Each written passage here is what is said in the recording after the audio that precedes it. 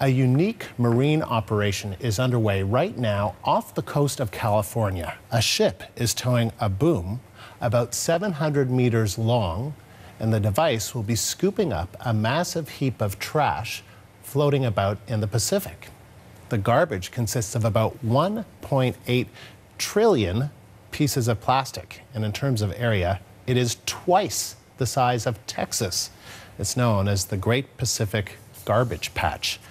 It is a very visible symptom of the worsening condition of the world's oceans. But the oceans have their defenders beyond the skipper of that vessel we just showed you. One of them is actor and conservationist Ted Danson.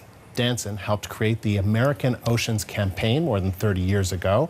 It's known today as Oceana Canada, and Ted Danson is with me all. So Ted, nice to see you. Nice to see you too. I wish them luck. That's a huge problem. That is a huge. So yeah. Tell me about that. I mean, it's. Well, I mean, we're just learning, not learning. We're just tackling this problem at Oceana as well.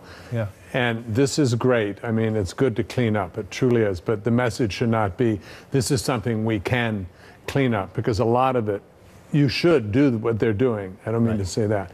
But you need to stop producing the plastic at source. You got to stop using one single-use plastic. The industry has to get behind this on a global level, because it's impossible to clean up all of it. And what happens is it breaks down into smaller and smaller pieces, and so it's being ingested by the bottom of the food chain, which is a really bad thing.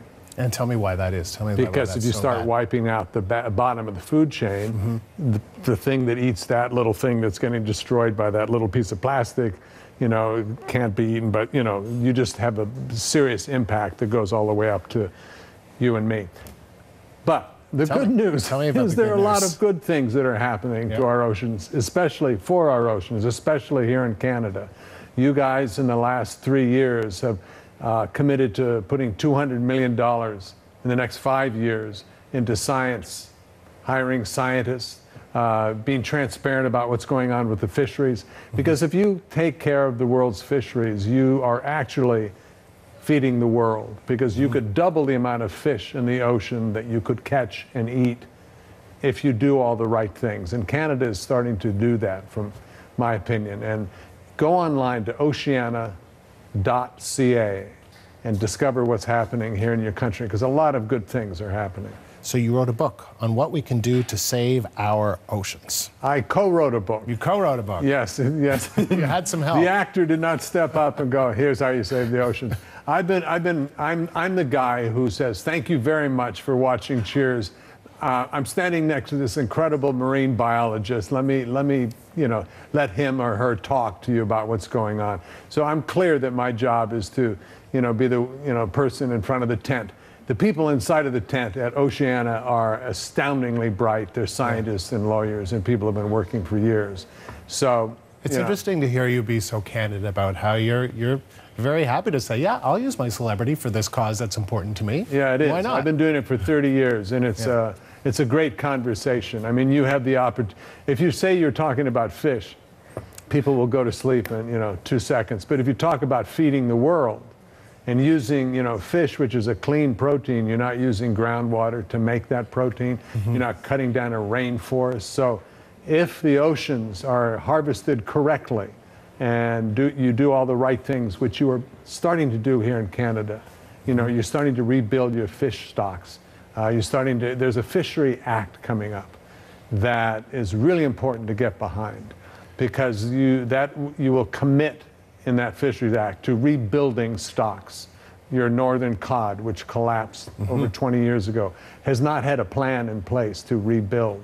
So it's all very exciting, all the stuff that's starting to happen. So get behind it and, you know, sound be heard. like more than just the guy from Cheers who's standing next to the marine biologist. You certainly are knowledgeable. I've listened to the marine biologist, so I've collected a bit here and there. Why is it so important, and why are you so passionate about this? Because it's a disaster that we can avoid.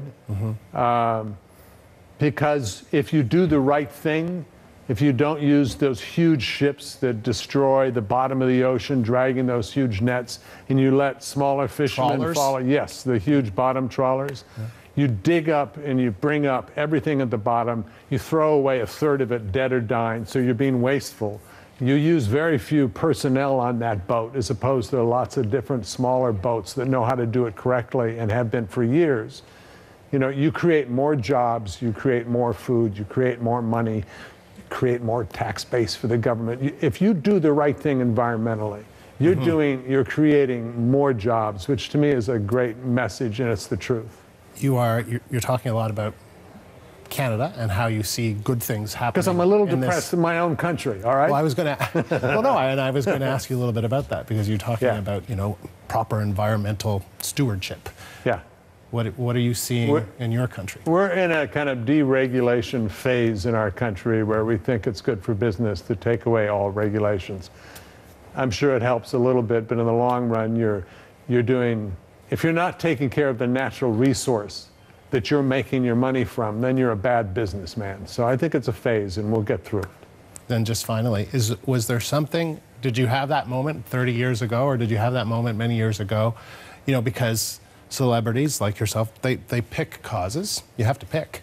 And did this pick you, or did you pick it? You know, there were a lot of things working. My father was an archaeologist. He was a scientist. Yeah. I had that kind of sense, even though I was off playing and not paying a lot of attention, that we're stewards, you know, of our time that we're on this planet. So leave things in better shape than when you got them, kind of philosophy. I was walking on a beach with my kids when I was shooting Cheers, and there was a sign, "Don't go swimming, water polluted." I couldn't answer why. It looked gorgeous. What could be the problem? You know, you can get a piece of fish anywhere. What's the problem? And when I started to dig deeper and deeper, I realized, and I started an organization with a friend of mine who was an environmental lawyer. So I've learned more and more and more. But it's a great conversation, you know? It is. Save the oceans, feed the world.